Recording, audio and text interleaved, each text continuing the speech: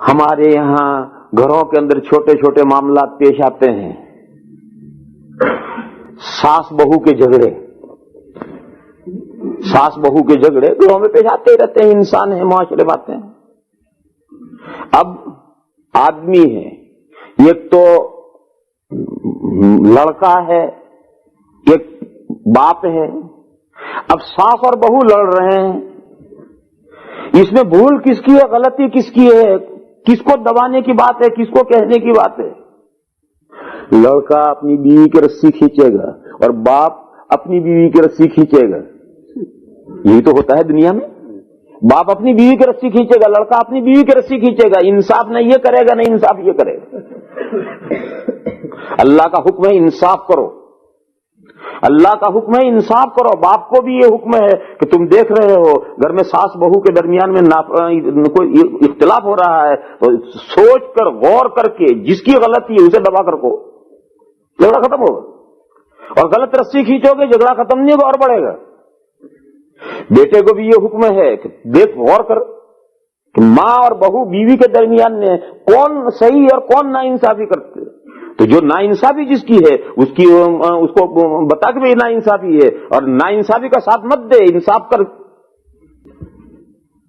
اس میں بیٹے کو ماں کا ادب ملحوظ رکھنا چاہیے، بیٹے کو ماں کا ادب ملحوظ رکھنا چاہیے، نہیں کہ اس نے دیکھا کہ یہ ناانصافی میری ماں کی ہے تو وہ ماں کے ساتھ لڑنے لگے، یہ بیٹے کے لیے شایع نشان نہیں ہے۔ بیٹے کو ماں کا ادب بہرحال اسے ملحوظ رکھنا ہے، لیکن اسے غلط بیوی کی رسی نہیں کھینچنی، لیکن اور اگر قصور ماں کا ہے تو ماں کی رسی بھی نہیں کھینچنی، جو انصاف ہے وہ انصاف کرو۔ اسی لیے نکاح کے موقع پر 3 آیتیں پڑھی جاتی ہیں، ہم لوگ وہ آیتیں پڑھتے ہیں اور سمجھتے کچھ نہیں ہیں۔ اس نکاح کے موقع پر جو 3 آیتیں پڑھی جاتی ہیں ان میں نکاح کے سلسلے کی بہت اہم ہدایات دی جاتی ہیں، مگر ہماری بدقسمتی یہ ہے کہ ہم قرآن کریم کو سمجھتے نہیں ہیں اور سمجھنا چاہتے بھی نہیں، سمجھنا چاہتے بھی نہیں ہیں۔ ورنہ 5 سال کے اندر دنیا کی ہر لینگویج اپنی دنیا کی ضرورت کے لیے آدمی سیکھ لیتا ہے، دنیا کی کوئی لینگویج ہو اپنی دنیا کی ضرورت کے لیے 5 سال میں سیکھ لیتا ہے، اور 100 سال بھی زندہ رہے تو قرآن نہیں سمجھ سکتا، کیوں؟ اسے سمجھنا ہی نہیں۔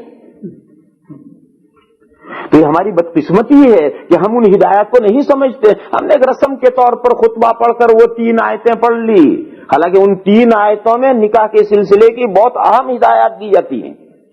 ان میں ایک آیت پڑھی جاتی ہے، یا ایھا الذین آمنوا اتقوا اللہ وقولوا قولا سدیدا، اے وہ لوگوں جو ایمان لائے ہو اللہ سے ڈرو اور درست بات کہو۔ یہ وہ درست بات، اگر اس ہدایت کو ملحوظ رکھ لیں گھر کے اندر ہر آدمی تو کوئی فیملی پرابلم پیدا ہی نہ ہو۔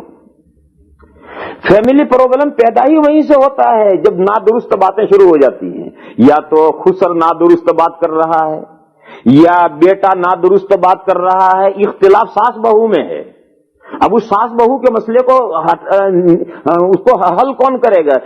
یا تو خسر نادرست بات کہہ رہا ہے یا بیٹا نادرست بات کہہ رہا ہے، جھگڑا بڑھتا چلا جاتا ہے۔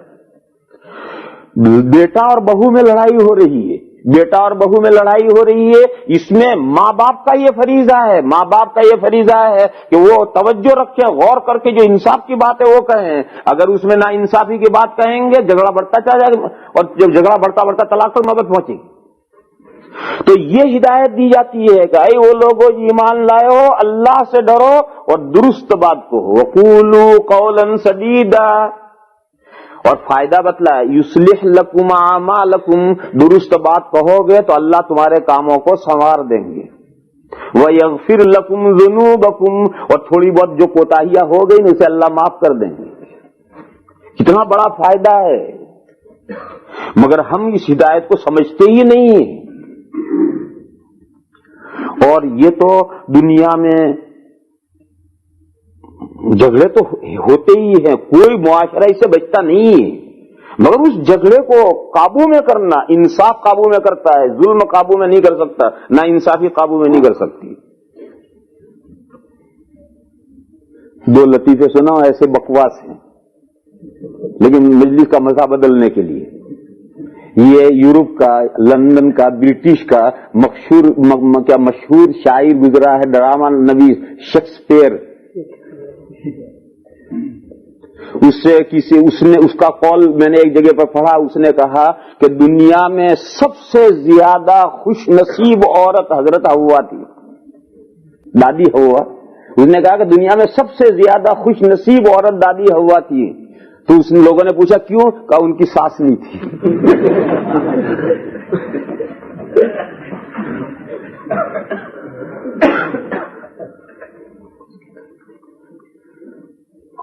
ये तो समझ गए नहीं इसको। अब दूसरा सुनो। हमारे यहां उर्दू में मसल है कि मैं बहू बनी तो सास अच्छी नहीं मिली, और मैं सास बनी तो बहू अच्छी नहीं मिली। हमारी उर्दू की मसल है, समझे नहीं इसे। हमारी उर्दू की मसल है कि औरत कि जिस दिन मैं बहू थी बनी तो मुझे सास अच्छी नहीं मिली, और जब मैं सास बनी तो बहू अच्छी नहीं मिली।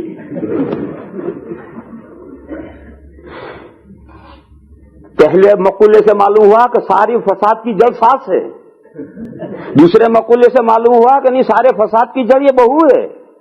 वो जिस दिन बहू थी उस वक्त भी झगड़े थे, क्यों? उसकी सास अच्छी नहीं थी। फिर जब उसकी औलाद बड़ी होकर उसके यहां बहू आई तो भी झगड़े, क्यों? बहू अच्छी नहीं मिली।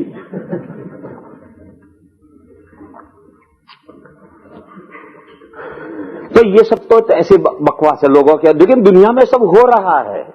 कुरान हदीस ने ये बताया कि ये प्रॉब्लम्स हैं, फैमिली प्रॉब्लम्स, इस पर काबू पा सकते हो इंसाफ के जरिए से, ना इंसाफी के जरिए से इस पर काबू नहीं पा सकते हो। इंसाफ करो, अल्लाह का हुक्म है इंसाफ करो। ये मैं छोटी छोटी मिसालें दे रहा हूं। बॉस नौकर की कोई मिसाल ले लो, बॉस नौकर की, सेठ और नौकर की मिसाल ले लो। सेठ और नौकर के दरमियान में शानदार मामले कब रहेंगे? जब इंसाफ हो। और सेठ नौकर का इंसाफ बताऊं कैसे होता है? जब हजरत फारूक आजम रदी अल्लाह ताला अन्हु पहली मर्तबा शाम तशरीफ ले गए हैं तो हजरत के पास सवारी में एक ऊंट था फकत, और मदीना से शाम तक एक ऊंट पर सफर किया है, और मुसाफिर दो थे, एक हजरत थे और एक हजरत का गुलाम था। देखो अब सफर की शान से होता है, ऊंट पर दो आदमी बैठ सकते हैं, आगे हजरत उमर बैठते, पीछे गुलाम बैठता। हजरत ने फरमाया नहीं, ये ऊंट के साथ ना इंसाफी है। मदीना से शाम तक ऊंट बेचारा दो आदमियों का बोझ उठाए चला जाए, और हम अच्छे खासे मोटे मस्त टंडे हैं और हम पैदल चल सकते हैं, और हमने चले, ऊंट पर दोनों बैठे हुए हैं। ये ऊंट के साथ नाइंसाफी। हजरत ने फरमाया दोनों नहीं बैठेंगे, एक बैठेगा ऊंट पर। देखो ऊंट के साथ इंसाफ देखो कैसे हो रहा है। और तय हुआ कि 5 माइल हजरत उमर बैठेंगे और गुलाम रस्सी पकड़ के चलेगा। फिर जब 5 माइल पूरे होंगे तो अब गुलाम ऊपर बैठेगा और हजरत उमर रस्सी पकड़ के 5 माइल चलेंगे। इसी तरह से मदीना से शाम तक गए हैं दो बॉस और गुलाम, दोनों साथ नहीं बैठे। हालांकि ऊंट पर दो आदमी बैठते हैं, लेकिन ऊंट पर मील 2 मील 5 मील जाना हो, बस सफर खत्म, तो दोनों आदमी बैठ जाए तो कोई हर्ज नहीं। लेकिन मदीना से शाम तक का इतना लंबा सफर, और इतने लंबे सफर पर ऊंट पर 2 आदमियों का बोझ लाद देना, जबकि दोनों आदमी तवाना ताकतवर हैं, चल सकते हैं, और क्यों न चले, ऊंट पर इतना बोझ क्यों लादें? तो पहला तो उन्होंने इंसाफ ऊंट के साथ किया कि सारा बोझ तुझ पर नहीं लादेंगे, एक आदमी तुझ पर बैठेगा, 2 नहीं बैठेंगे। फिर जो एक बैठेगा तो जितनी देर हजरत उमर बैठेंगे और ये चलेगा, उतनी देर ये बैठेगा और ये चलेंगे। चलते गए चलते गए चलते गए। पहले तो गुलाम ने बथेरा इनकार किया, लेकिन हजरत का मिजाज था, इसलिए गुलाम ने खाई न खाई मान लिया। लेकिन अजीबो गरीब ये बात सूरत हाल पेश आई कि जब शाम में बैतुल मक़दिस के करीब पहुंचे तो बारी गुलाम के बैठने की थी और हजरत उमर के रस्सी पकड़ के चलने की थी। अजीबो गरीब मंजर पेश आया। अच्छा, जा क्यों रहे हैं ये भी सुनो। جب حضرت ابو عبیدہ بن الجراح رضی اللہ تعالی عنہ نے بیت المقدس کا، فلسطین کا چاروں طرف سے محاصرہ کیا، قلعہ تھا بڑا مضبوط، کئی دن تک جنگ ہوتی رہی مگر قلعہ فتح نہیں ہوا، تو اندر جو مذہبی لوگ تھے، چونکہ تو مذہبی مقام تھا بہت بڑا، تو اندر کے جو مذہبی پادری تھے ان پادریوں نے امیر لشکر جنرل کے پاس میں یہ بات کہلائی کہ ہمارا تمہارا لڑنا بیکار ہے، اس شہر کو جو فتح کرنے والا ہے اسے ہم جانتے ہیں، وہی شہر کو فتح کر سکتا ہے، دوسرا کوئی شہر کو فتح نہیں کر سکتا، اگر تم 100 سال بھی لڑو گے تو فتح نہیں کر سکتے، وہ جو ہے اسے ہم جانتے ہیں، لہذا تم اپنے امیر کو قلعے کے قریب میں لاؤ، اور ہم اسے اپنی کتابوں کی علامتوں سے اسے دیکھنا چاہتے ہیں کہ وہ جو ہمارے شہر کو فتح کرنے والا وہ تمہارا امیر ہے یا نہیں۔ تو حضرت ابو عبیدہ بن الجراح کمانڈر ان چیف تھے، وہ گھوڑے پر بیٹھ کر کے قلعے کے قریب گئے، اوپر قلعے کے اوپر پادری کتابیں لیے بیٹھے تھے، انہوں نے بہت غور سے مطالعہ کیا اور غور سے مطالعہ کر کے اجازت دی آپ جائیے، اور انہوں نے کہلوایا کہ تم فتح نہیں کر سکتے ہو، ہم جو امیر فتح کرے گا وہ تم نہیں ہو، تم کتنا بھی لڑ لو اس شہر کو نہیں فتح کر سکتے، یہ بتاؤ تمہارا کوئی اور امیر ہے یا نہیں؟ تو انہوں نے کہلوایا کہ نہیں، ہمارا جو اصل امیر ہے وہ تو امیر المومنین مدینہ میں بیٹھے ہیں، حضرت عمر ہیں، یہ تو لشکر کے امیر ہیں۔ تو پھر ان پادریوں نے یہ کہا کہ وہ جو تمہارے امیر ہیں مدینہ میں، جو سب سے بڑے امیر ہیں، انہیں بلاؤ، ہم انہیں دیکھیں گے، اگر ہماری کتابوں کی علامتوں کے مطابق وہی ہیں تو ہم بغیر لڑائی کے دروازے کھول دیں گے، اور اگر وہ نہیں ہیں جو ہماری کتابوں میں نشانیاں ہیں تو پھر تم کتنا بھی لڑ لو اس شہر کو فتح نہیں کر سکتے، لہذا انہیں بلاؤ، ہم اسے دیکھیں گے۔ چنانچہ کمانڈر ان چیف نے آدمی بھیجا وہاں اور حضرت عمر سے درخواست کی کہ حضرت یہ صورتحال پیش آئی، آپ تشریف لائی۔ تو حضرت عمر اس لیے تشریف لا رہے ہیں تاکہ یہ دیکھیں۔ اب اتفاق ایسا کہ جب یہ بیت المقدس کے قریب پہنچنا ہے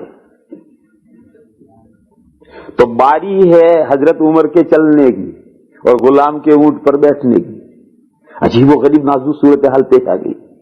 غلام نے ہاتھ جوڑے، بتیری منت سماجت کی اور یہ کہا کہ حضرت اب میرا بیٹھنا اور آپ کا چلنا یہ بہت نامناسب بات ہے، اب تھوڑی سی بات ہے، آپ تشریف رکھیں میں چلوں۔ فرمایا تو مجھ سے زیادہ کوئی طاقتور تھوڑی ہی ہے اور میں تجھ سے زیادہ کمزور تھوڑی ہوں، میں تجھ سے کمزور ہوتا تو اوپر بیٹھتا اور تو مجھ سے طاقتور ہوتا تو چلتا، تیری اور میری طاقت ایک جیسی ہے، لہذا تو اپنی باری پر اوپر بیٹھ، میں اپنا نکل پکڑ کے چلوں گا۔ چنانچہ نکیل پکڑ کر چلتے چلتے چلتے چلتے چلتے جب قلعے کے قریب پہنچے ہیں تو اوپر سے تیار بیٹھے تھے، تو انہوں نے اوپر سے صرف اتنا ہی پوچھا، غور کر کے دیکھا منظر اور یہ کہا کہ تم دو میں سے امیر کون ہے، اونٹ پر بیٹھا ہوا یا نیچے نکیل پکڑا ہوا؟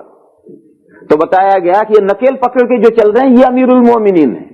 انہوں نے اسی وقت قلعے کے سب دروازے کھلوائے، بیت المقدس کے تمام دروازے انہوں نے اسی وقت کھلوا دیے ہیں اور کوئی جنگ وہاں نہیں ہوئی، اور انہوں نے کہا کہ یہی امیر ہے جو ہمارے اس شہر کو فتح کرے گا، اور حضرت عمر اسی حال میں اندر تشریف لے گئے ہیں، اور اندر جو ان کا سب سے بڑا چرچ تھا اس چرچ پر پہنچے چلتے چلتے تو نماز کا وقت ہوا،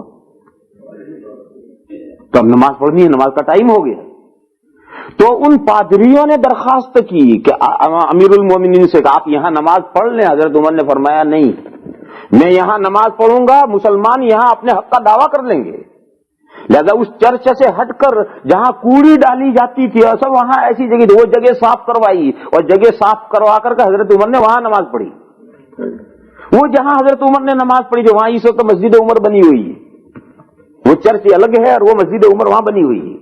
اس چرچ میں ان کی درخواست اور ریکویسٹ کے باوجود حضرت عمر نے نماز نہیں پڑھی کہ میں یہاں نماز پڑھوں گا، مسلمان دعویٰ کر لیں گے ہمارے امیر نے نماز پڑھی، تو کوڑی کی جگہ پر جا کر نماز پڑھی اور وہی مسجد بعد میں بنی۔ تو مجھے تو اس واقعے میں یہ بتانا تھا کہ اگر انصاف نہ ہوتا تو ساری جو ان کی علامتیں تھی وہ علامتیں ساری بگڑ جاتی۔ ان کی علامت یہ تھی کہ جو اس شہر کا فتح کرنے والا امیر ہے وہ اس حال میں آئے گا کہ اس کا غلام اونٹ پر بیٹھا ہوگا اور وہ نکیل پکڑ چل رہا ہوگا۔ دیکھو اس ایک انصاف نے سارا مسئلہ آگے حل کر دیا، اور اگر وہاں نا انصافی ہو جاتی کہ چلو بھائی ٹھیک ہے اب قریب آ گیا شہر، چل غلام تو چل لے میں اوپر بیٹھتا ہوں، تو سارا مسئلہ ہی بگڑ جاتا ہے. یہ چھوٹی چھوٹی مثالیں ہیں ایسی. اب میں سمجھتا ہوں کہ آپ حضرات سمجھ گئے ہوں گے مسئلے کو اچھی طرح سے. ایسی اب اپنے ذہنوں میں پھیلاتے جاؤ, بہت ساری مثالیں ہیں. یہ ساری مثالیں عدل و انصاف کے تحت میں آتی ہیں, اور اللہ کا یہ حکم ہے کہ انصاف کرو. اگر انصاف کرو گے زندگی اتنی خوشگوار بن جائے گی کہ اس سے زیادہ بہتر کوئی زندگی خوشگوار نہیں بنے گی.